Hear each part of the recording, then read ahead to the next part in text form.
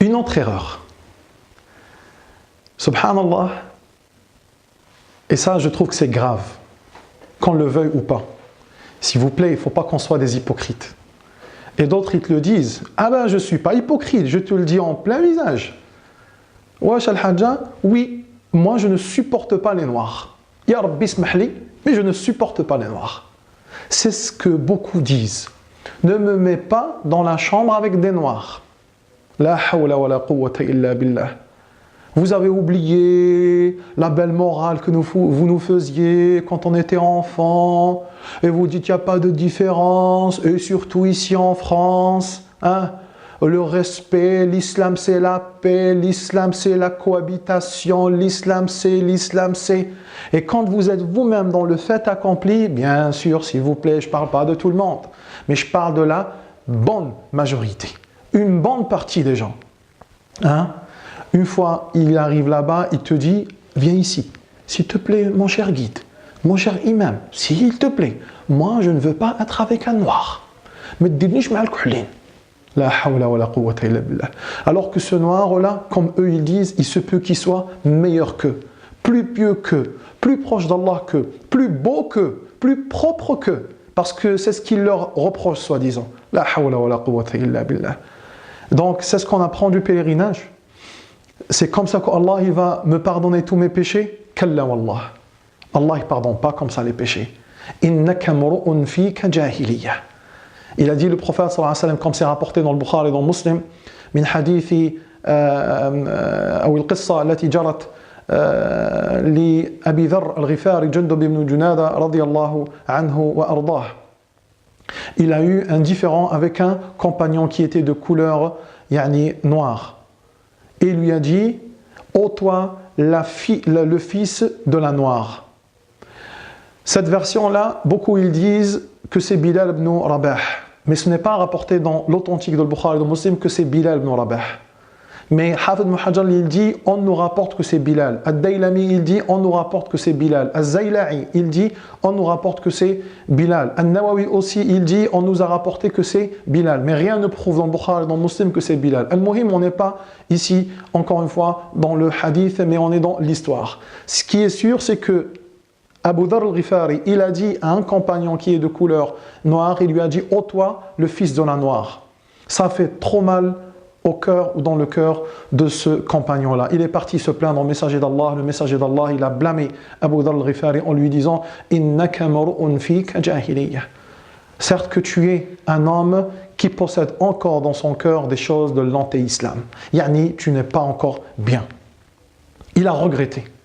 Il a tellement regretté qu'il s'est posé par terre et il a mis sa joue sur terre et il a dit « Par Allah, je ne lèverai pas ma tête jusqu'à ce que tu mettes ton pied sur ma joue. » Regarde le summum, même si c'est trempé.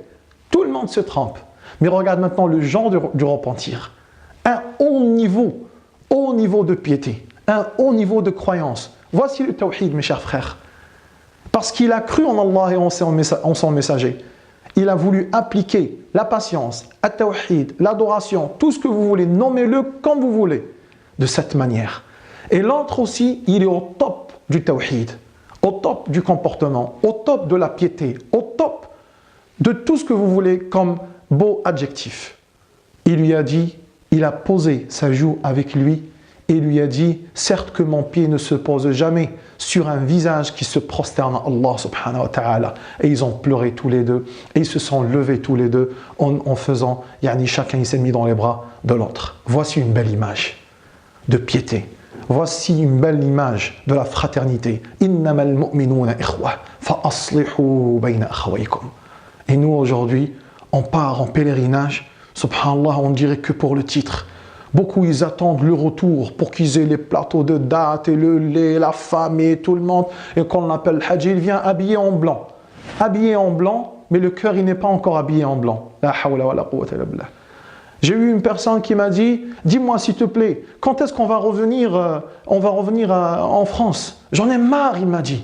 C'est une personne âgée. Les gens qui étaient devant lui, ils disent, Subhanallah, crains Allah, qu'est-ce que tu es en train de dire? Et il a dit, j'en ai marre, moi, le haram, la mosquée, il n'y a pas autre chose.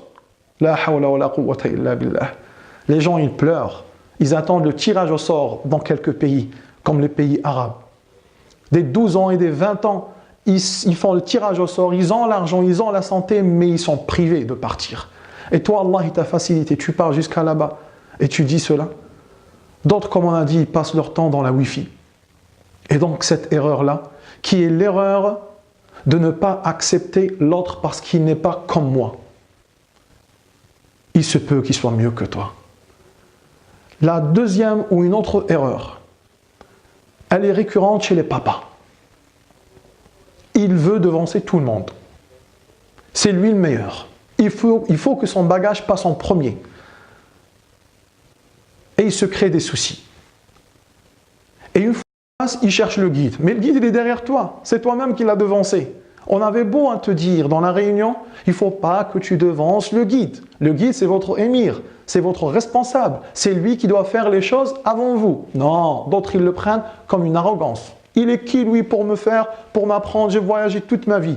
Je suis parti au Japon, je suis parti aux États-Unis, je suis parti à cela, à ceci. Et alors, Al-Hajj? Et alors? L'objectif n'est pas ça. L'objectif est qu'on soit tous en bonne ambiance, en bonne harmonie, que le Hajj se passe super bien. Combien de fois j'ai eu des gens qui, Wallah al-Adim, je les invite, je leur dis, mes chers frères, venez s'il vous plaît, on va faire une petite réunion ici, à l'aéroport, alors qu'on a fait déjà des réunions. Ils n'assistent pas, on n'a pas le temps. Et quand ils sont à Charles de Gaulle, je leur fais un petit débriefing, et une fois, subhanallah, on arrive, ils font des bourdes, de grosses erreurs. Comme deux, ils ne se sont pas rendus compte et ils se sont endormis. Ils n'ont pas fait l'ihram. C'est parce qu'à maintes reprises, ils me vexaient, ils me repoussaient. Non, ne nous fais pas voir, ne partage pas avec nous ce que tu sais. Du genre, on connaît, on est habitué, tu nous dis rien. Ils se sont endormis. On est passé dans l'avion par Al-Juhfa. Je me suis dit, je pense qu'ils savent. Laisse-les. On arrive à Jeddah et subhanallah, alladhi la ilaha siwah. Tous on est habillés en ihram, tous on a fait la niyya, tous on a fait at-talbiya, et eux deux, ils me regardent comme ça, ils pleurent avec leur jean. Qu'est-ce que vous avez? On n'a pas fait notre ihram. Pourquoi vous n'avez pas fait votre ihram? On s'est endormi. Maintenant, il revient vers qui? Vers moi. Ils m'ont dit, qu'est-ce qu'on fait maintenant? Je leur ai dit, c'est vous qui savez. J'ai parlé avec vous à maintes reprises, à chaque fois, vous me reculiez. C'est vous qui savez. Ils ont pleuré, s'il vous plaît, s'il vous plaît, s'il vous plaît. Je leur ai dit, là, normalement, vous devez revenir au miqat et vous habiller là-bas. Mais nous, on va partir à Mecca. C'est impossible, logistiquement, parlant. Ils m'ont dit, il n'y a pas d'autre solution. Je leur ai dit, l'autre solution, c'est que vous habillez ici et vous mettez votre ihram ici et vous allez sacrifier un mouton là-bas et vous dites ici, labbaik Allahumma bi'umrah. Ils ont fait cela. Et pendant 3 jours, ils n'ont pas cessé de me dire, vous êtes sûr qu'elle est acceptée notre Umrah? Vous êtes sûr qu'elle est acceptée? Inch'Allah, elle est valide, c'est ce que les ulama tous, en tout cas, ils disent. Mais regardez l'insouciance et l'inattention voulue de quelques-uns. Pourquoi? Par timidité ou arrogance. Le messager d'Allah, sallallahu alayhi wa sallam, il a dit, Ithnani la yata'allaman, al-mustahi wal-mustakbir. Deux n'apprendront jamais. Celui qui est très timide, il est complexé, et l'autre, il est arrogant. On en a vu beaucoup comme ça. Donc, barakallahu fikum, soyez à l'écoute de votre guide et faites confiance à votre guide. Et essayez d'étudier comment il est, de poser des questions aux gens sur lui, comment il est. Et à ce moment-là, ça va se passer bien. Troisième erreur, et ça généralement, c'est les jeunes. Les jeunes, masha'Allah, qui connaissent le minhaj, ils ont appris le minhaj, et 2 ans de reconversion, 3 ans, même 10 ans. Et voilà, pour eux, ils savent pas mal de choses. Et donc, il n'y a pas au préalable, en amont, notre frère, c'est un frère musulman, on voit qu'il est sur la sunna et tout. Non, ce n'est plus suffisant. Dès le début, il prend le mètre, il te mesure de haut en bas. Qui tu es? Il est sur quel minhaj? On est sur le minhaj de Sunna, Inch'Allah. Sur le minhaj de Salaf al-Salih, Inch'Allah. Non, il y a des gens qui prétendent qu'ils sont sur le minhaj de Salaf al-Salih et ils ne le sont pas. Donc pour eux, tu ne l'es pas. Qu'est-ce qu'il vous faut pour vous satisfaire? Qu'est-ce qu'il faut pour que vous soyez sûr? Pourquoi vous êtes venus avec nous? Et c'est là où les troubles ils commencent. Donc ils mettent un groupuscule et ils ne marchent qu'entre eux. Et ils commencent, entre parenthèses, d'une manière indirecte, à remonter ceux qui sont avec lui dans la chambre. Du coup, ils te voient d'un autre œil, d'un autre angle. Et ça va créer une fitna. Du coup, quand tu es dans un cours, tu dis avec des preuves authentiques, à partir des ulama d'avant et d'aujourd'hui, qu'on doit faire ceci, lui, à partir d'une fatwa, qui est globale, qui est générale, qui n'est pas détaillée, nous on connaît son détail et lui il ne connaît pas son détail, il pense que c'est lui qui a raison. T'as beau lui ramener les preuves, pour lui c'est des shubuhat. Ça c'est une catégorie, c'est généralement les jeunes, pas tous bien sûr, mais c'est généralement les jeunes qui croient qu'ils ont raison. Vous allez voir, Wallahi al-Adim, 15 ans, 20 ans après, vous allez vous dire ah oui, quand on était jeune, on était nouveau dans le minhaj, on était un petit peu dur, subhanallah, qu'Allah me pardonne. Moi je te dis, avant que tu tombes dans cela, dis-toi maintenant qu'Allah me pardonne et sois sincère et apprends avant de parler. Vous-même et nous-mêmes, on dit, comme il dit Mohammed ibn Sirin, comme c'est rapporté dans l'ouvrage l'authentique de Muslim, certes que cette religion, cette science est une religion, alors regardez d'où vous puisez votre religion. Ou Allah subhanahu wa ta'ala où il dit وَلَا تَقَفُ مَا لَيْسَ لَكَ بِهِ عِلْمٍ إِنَّ السَّمْعَ وَالْبَصَرَ وَالْفُؤَادَ كُلُّ أُولَٰئِكَ كَانَ عَنْهُ مَسْئُولًا. Et ne prononce pas ce dont tu ne maîtrises pas, car l'ouïe, la vision ou le regard et le fu'ad qui est le cœur, toutes ces choses-là seront questionnées le jour de la résurrection. Donc on sait qu'il faut parler avec du ilm. Et gloire à Allah qu'on parle en ce qu'on ne maîtrise pas. Faites confiance en vos frères et avancez petit à petit. Mais posez-leur aussi des questions. Ou même si vous ne voulez pas, on le comprend. Mais ne remontez pas d'autres gens contre eux. Vous êtes en plein pèlerinage. Ayez cette fraternité que les compagnons avaient. On ne l'a plus. Même si tu es assidi salafi, l'autre il dit je suis tabliri, l'autre il dit je suis soufi, l'autre il dit je suis tijan, l'autre il dit je suis... Essayez de pratiquer pour une fois la sunna comme il se doit. Tous vous prétendez vous êtes sur la sunna et avec cette manière, excusez-moi, personne n'est dans la sunna. Avec cette manière, personne n'est dans la sunna.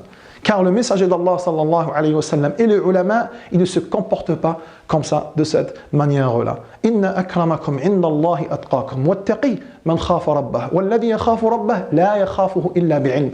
Certes que le plus généreux d'entre vous, c'est le plus pieux d'entre vous. Et le pieux, c'est celui qui craint Allah. Et celui qui craint Allah, c'est celui qui a appris. Elle est où? Il est où ton apprentissage? Il est où ton savoir? Donc que la personne soit modeste. Au contraire, si vous avez du ilm, on veut apprendre de vous. Et au contraire, on veut avancer avec cette communauté. Donc encore une fois, qu'on se mette au-delà de ces bassesses-là, de ces erreurs-là qui rendent le hajj mal, qui font que le hajj il devient pas bien.